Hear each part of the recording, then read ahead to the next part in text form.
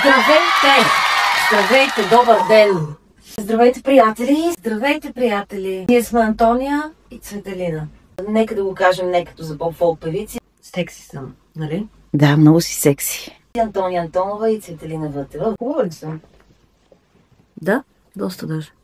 Въпреки, че сме поп-фолк певици wannabe, искам да покана всички на 1 декември в София Лайф Клуб, където ще се проведе Viral Топ Мега перформанса на вега.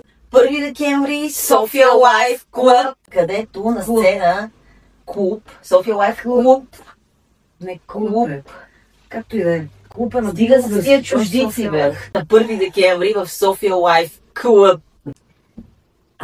Здравейте, момчета!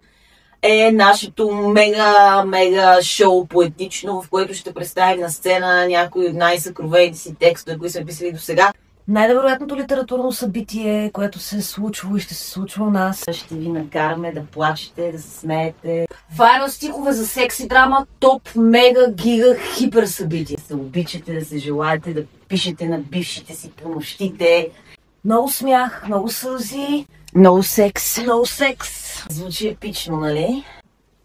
Ще ме по една водка да измупам си от телефона. Разбира се, ние сме супер известни. Добре, какво стана? Тъпо се получават към момента. В смисъл, седни ли на сторителинг, ако хихи, защото ти като кажеш, че четем сериозни неща и то няма да си изкупат билетите. Да казвате на майка си, прости ми, мамо. Няма да изкупат билетите. Себе, те ще ви вземат със сигурност, но просто да кажете... Това да не е стендъп комеди, да не се изкупат. Си чорапи добре ми е? Да, супер. 19:30 часа вечерта, заповядайте. Много поезия, много драма. Сваря стихове.